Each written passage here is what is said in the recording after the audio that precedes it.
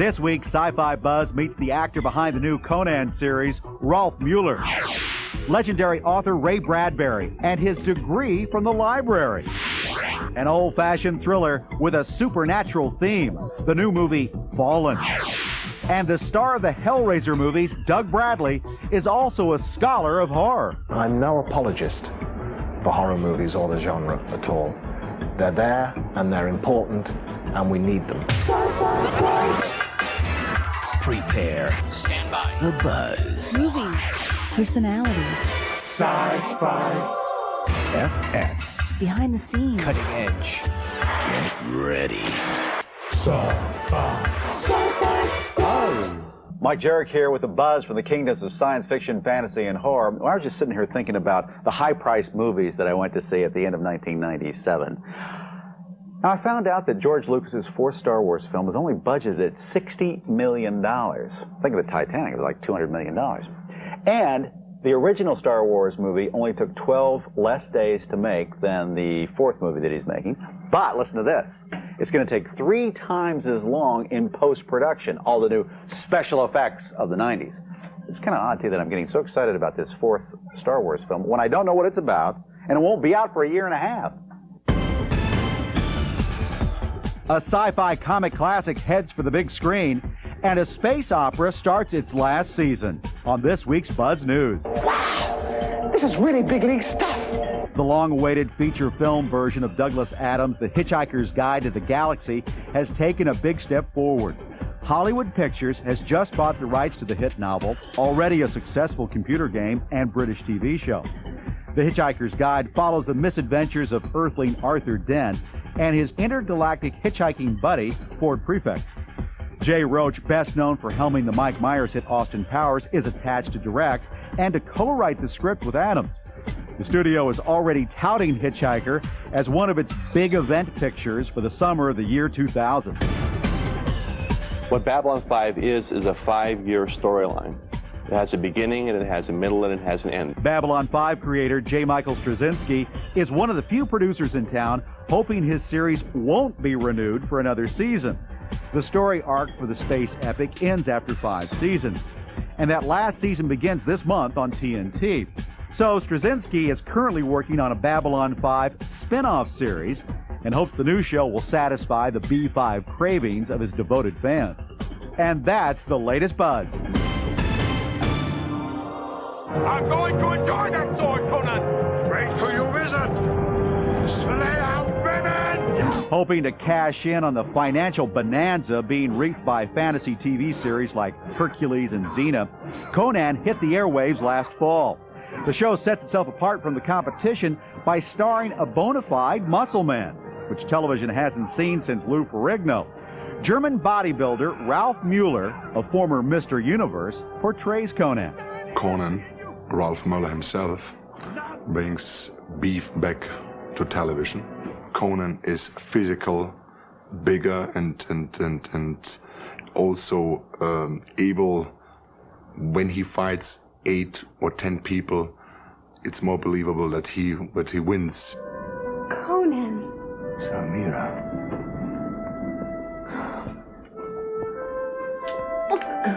How I have missed you. Mueller is often compared to Arnold Schwarzenegger, who played Conan in movies. Both actors have Germanic backgrounds and both competed as world champion bodybuilders. As it turns out, Ralph has long idolized Arnold, and the two have been friends for years. But reports that Arnold personally handpicked Ralph to play Conan are inaccurate. Here we have a show that costs around $20 million. And no one of the producers would take me because I'm only friend with Arnold. Otherwise, we would have only sisters and brothers in a movie business.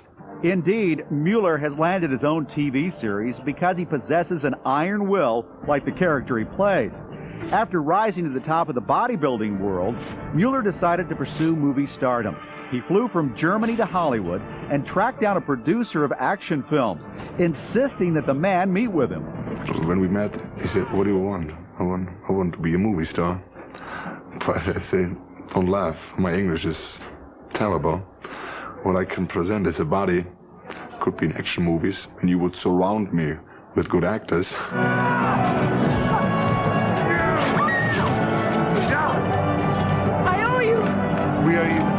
After several supporting roles in films, Mueller got his big break with the Conan series. He prepared for the role like he was going to the Olympics, beginning with sword fighting lessons from the same expert who trained Schwarzenegger for the Conan movies. I worked with him most, I would say, 3-4 days a week for 3 hours. Then I started with horseback riding. Then I went back to my acting coach, so my whole day was really busy. And I run with a 40-pound vest, the hills up and down, because I knew when I go in this kind of humidity, like I have in Mexico, I have to be in condition to survive. The series shoots in brutally hot Puerto Vallarta. But for Mueller, the biggest challenge of making Conan is speaking English. He's tackled the problem by working 3 hours a day with a dialogue coach. This comes on top of his daily 3-hour physical workout to stay beefed up for the role. Mueller may not yet be ready for an Emmy, but he definitely deserves the award for hardest working man on TV. You have to believe in yourself, and you can move big hills from one side to the other. So, believe in yourself, everything is possible.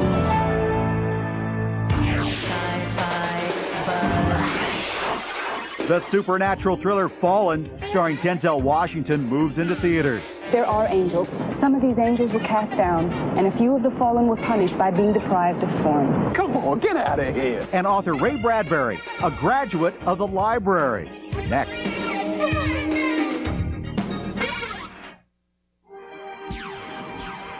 This Sci-Fi Channel program is brought to you by Lay's. Let's do lunch.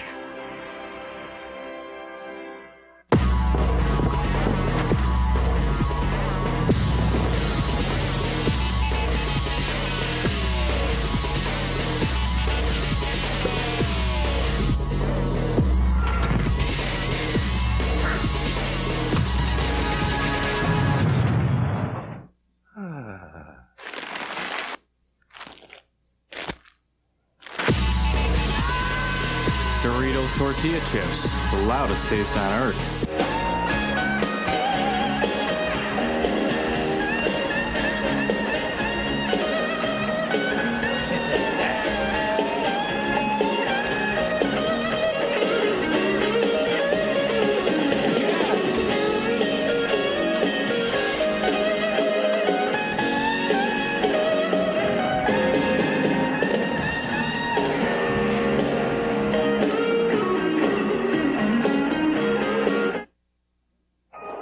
Watch it here and understand it here. Watch it here and understand it here. Ever get the feeling the world's moving too fast? How can we keep up with new discoveries, technologies, ideas? With this, Scientific American, every month. And you can start with a free trial issue without obligation. Scientific American is fascinating, informative, exciting, explaining this, and even this. Call now for your free trial copy, then decide. Accept a 1-year subscription, 12 issues in all for just $24.97. Or cancel, owe nothing, and keep your trial issue. But if you do subscribe, you'll get 2 special gifts. This parchment replica of Scientific American's first issue, dated 1845, and this impressive collection of articles by Nobel Prize-winning scientists, including Albert Einstein. Remember, both the 1845 issue and the Nobel collection are free with your paid subscription. But first, call for your free trial issue without obligation. Call now, 1-800-959-8866. You are watching the Sci-Fi Channel. You've got mail. Actually, John has the mail from all around America. Yeah, actually, Angela from Houston wonders if... Angelica Houston? No, not Angela from Houston. Oh, I gotcha. She wonders that if in Highlander there can be only one immortal, what are Connor and Duncan MacLeod going to do when they're the only 2 immortals left? Having one great last episode, wouldn't it? I don't know. Why do they write me about these giant plot holes? I don't know. Give me another one. Check this one. Jerry in Providence wonders what your theory is on who killed the boat crew in The Lost World. Let's go to the third one. Okay, the third one, okay. Jackson in Eugene, Oregon says, what director could you recommend that could do a better job on a new Batman 5 movie than Joel Schumacher? Ooh, I got it. Ed Wood. He's dead. Exactly.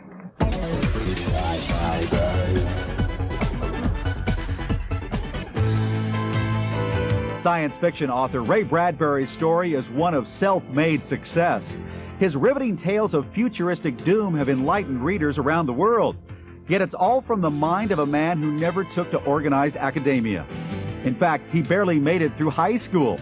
You see, this literary legend has been a child of the library since he was 8 years old.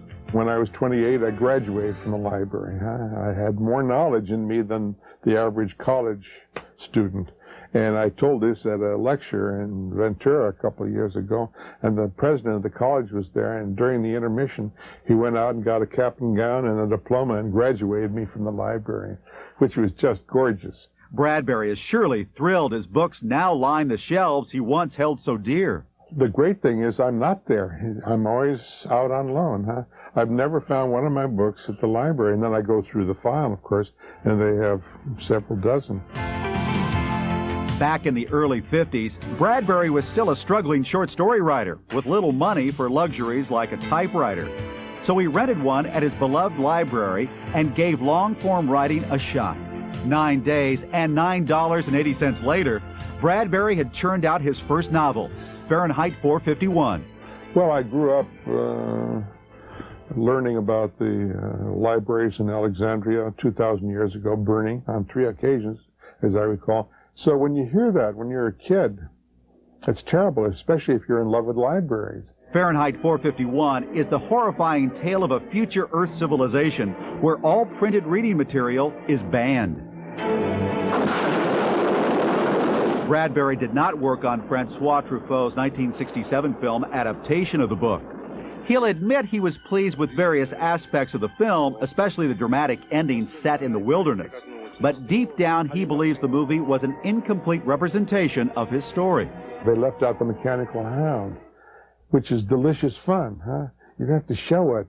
Just let us know that it's there, huh? See it in the shadows. See its eyes glowing at you, huh? Not one to dawdle, Bradbury has finished a screenplay of Fahrenheit 451 for a remake planned by Warner Brothers. There's a tinge of irony in the fact that he's actually enthused about working in Hollywood, considering his early disdain for the town. I put it off for years because I knew it would be a danger. See, writing screenplays, you never learn how to write.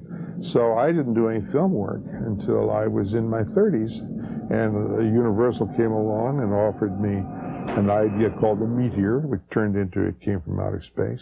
Captain Ahab, was it not Moby Dick took off thy leg?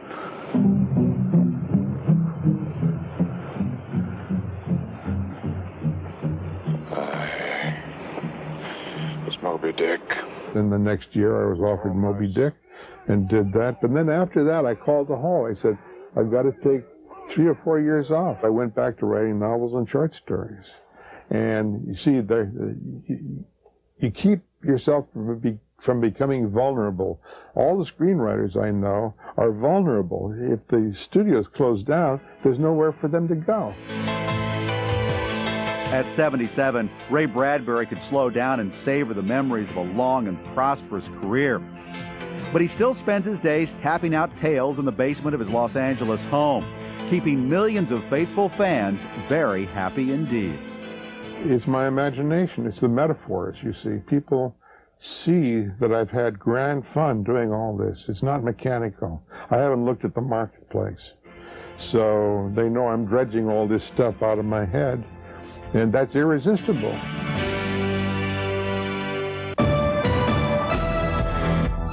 This is Roy Dobbs from San Diego. I'd like to recommend Tales from the Crypt, the official archives. It's a new coffee table book that covers the history of Tales from the Crypt, from the 1950 comic series through the movies to today's HBO comic horror series.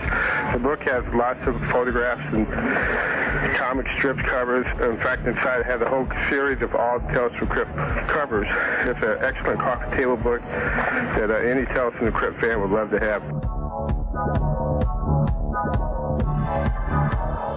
Here are your buzzboard codes. Write them down if you have to. We want to hear from you, your recommendations as far as science fiction, fantasy, and horror media. Tell us about your favorites. We'll pass along to everybody else watching Sci-Fi Buzz. While you write down the codes, check this out. It's a sci-fi film that's going to sneak into theaters starring Denzel Washington. Here's a preview. I got puncture wounds. Look for a syringe or something. 18. What is that, his 18th victim? In the supernatural thriller Fallen, Denzel Washington and John Goodman play homicide detectives tracking a serial killer. Their investigation soon leads to some unworldly conclusions. It's different from a typical police story because it involves the essence of pure evil. And without giving away too much of the plot, it manifests itself in very different ways and seeks out to destroy the purest man in the film, a cop with a heart of gold, who is John Hobbs, Denzel Washington. And then one of the books your father had up there talks about demons and how they move by touch. I mean, what is that? The evil in Fallen can physically take over a human body and be passed from one person to another. Time is on my side. Yes, it is. It's on my side. Yes, it is. It's so simple. It's subtle. You know, and it was dangerous going down that road to just have it rely on touch. It could easily just not work. I think it's better to do it that way than to rely on some odd, weird, pyrotechnics and, whistles and whirligags or whatever. While elaborate computer-generated effects may be the mainstay of the 90s, Fallen relies on a more simplistic approach to showcase its supernatural elements. There's a device we call demon vision where you can see things are slightly askew when you know he's around. It's a process, a film process. It starts just a little bit off and it builds and builds and builds. But it's the world through the demon's eyes. Beware my wrath.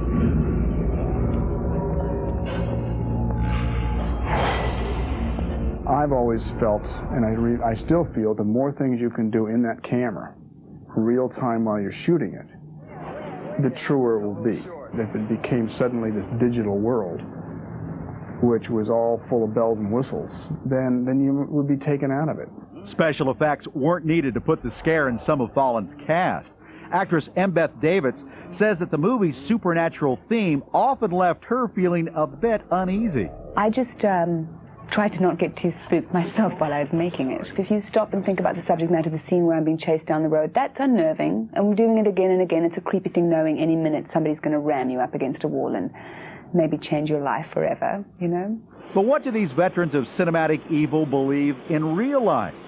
Could there really be some sort of evil source circulating and waiting to take over the human soul? Without a doubt. Without a doubt. I don't think it moves by touch or sings Rolling Stone songs necessarily, but I think that within us, there's that potential. Obviously, in our world, there's that potential. Within the framework of human behavior, you've got it all. And to think that you don't is silly. The laws that we lead, the good that is essentially in people is going to keep at bay those forces in people that would like to break those rules and to create havoc and to hurt people. So let's just not kid ourselves that it's all there.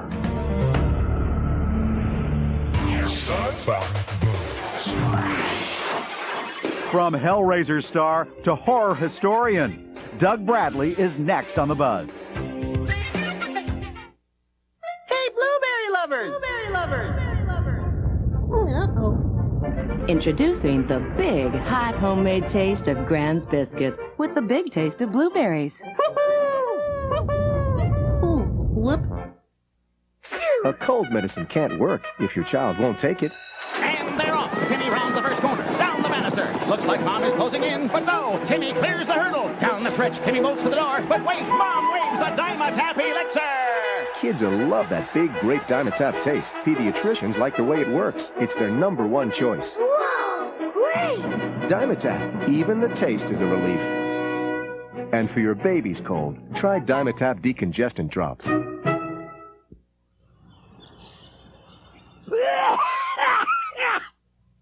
Under the weather?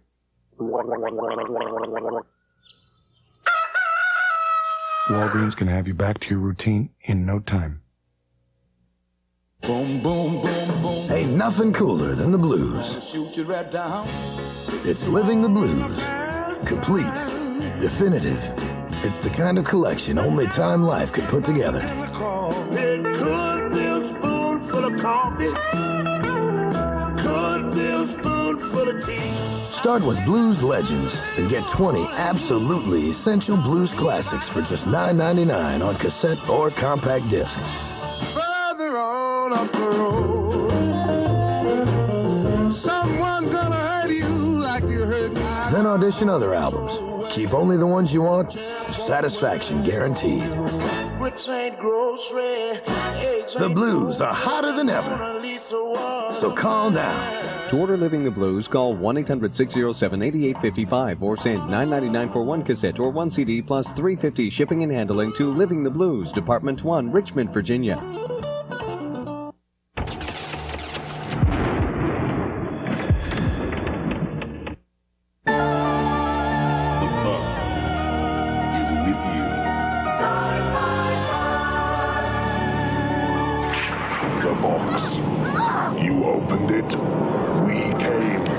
As any Fright fan can tell you, Pinhead is the diabolical star of the Hellraiser films and one of the most memorable characters in modern horror cinema.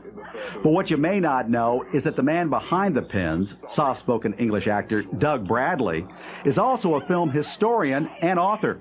His new book, Sacred Monsters Behind the Mask of the Horror Actor, has just been published in Europe, with an American release soon to follow. My book, Sacred Monsters, actually grew out of an illustrated lecture that I wrote for college and university audiences, but also from relating to the fans and so forth at conventions and in fan mail, this constant fascination with the makeup and how the makeup worked and how I related to it as an actor. While I was writing the lecture, I kept finding I had too much material, and I had to keep cutting it back to keep it 1 hour long. People would come up and say, well, that's great, have you thought of expanding it into a book? Because it'd make a great book.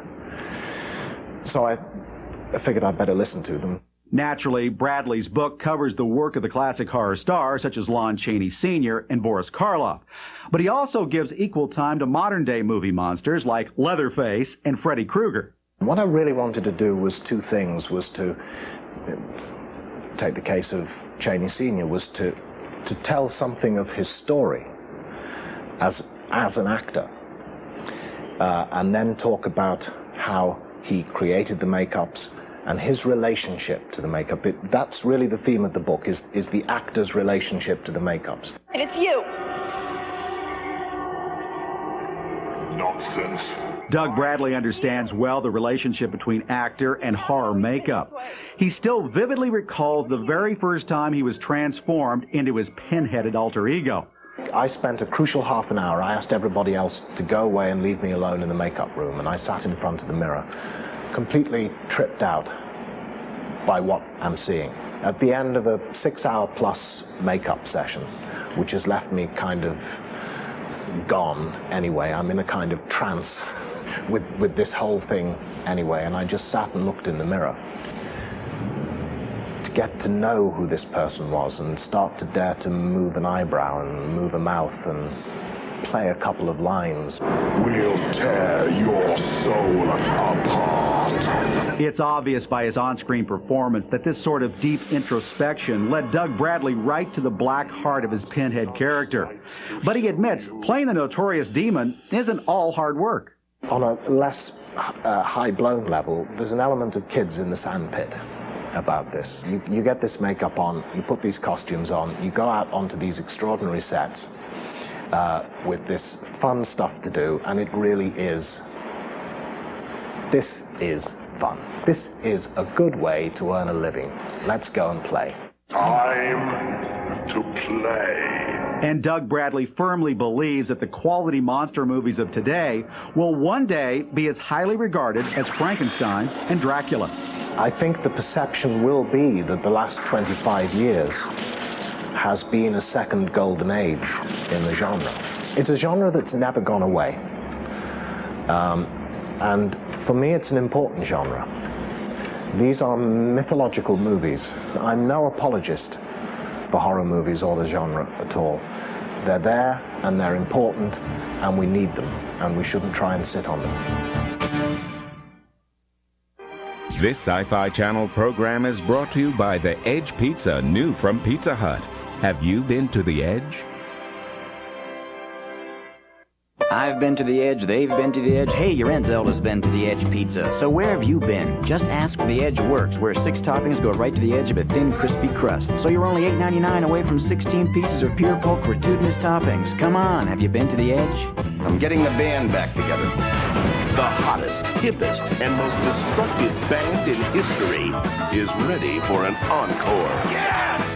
Blues Brothers 2000, rated PG-13. Starts Friday, February 6th. It had been well over a half an hour. Anxiously, I shouted, "Change, Master! Change! Hurry, hurry! Change! Change quickly!" A quick change in less than 30 minutes? What do you think this is, that new GM Goodwrench Service Plus? I'm not frightened by slow oil changes anymore. 29 minutes or less, or the next one's free. New GM Goodwrench Service Plus. Like Master says. The plus means better. Call for the select GM dealer near you. When one is competing for the eye of the judges, one must keep a firm leash on odor and perspiration. Thus, right guard, clear stick or clear gel. Powerful protection that glides on clear to make sure odor and wetness obey. Okay, boys, we're on. Blue 22, 64, 38, heel. Right guard, clear stick or clear gel. Anything less will be uncivilized.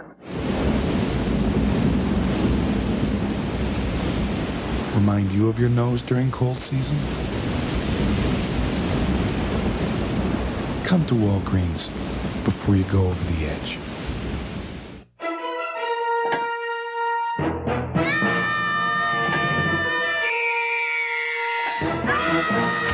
Where have all the cookies gone?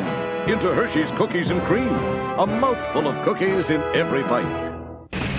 Courage, honor, sacrifice. Now the only word that means a damn to you is life.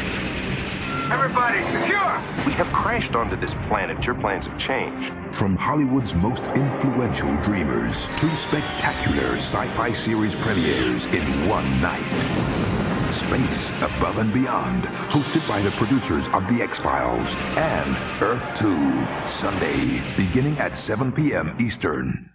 In a future where justice is served by computer, mistakes can happen. Time Lock, a Sci-Fi Channel original movie, January 24th at 9 p.m. Eastern.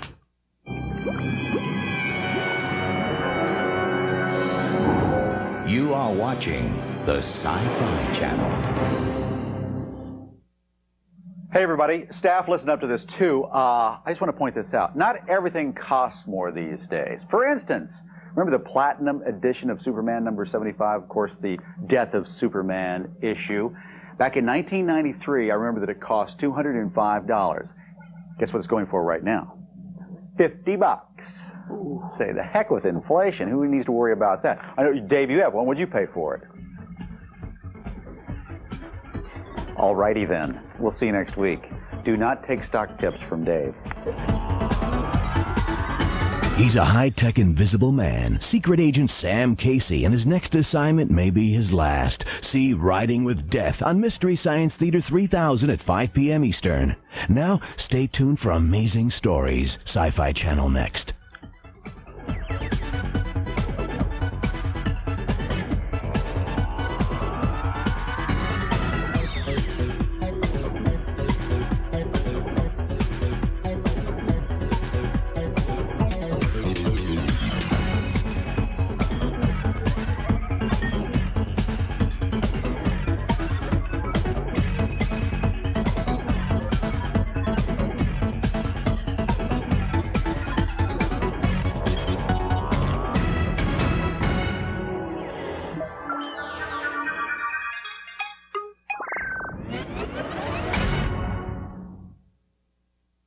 Hollywood's most influential dreamers, their collective talent and vision, all in one place.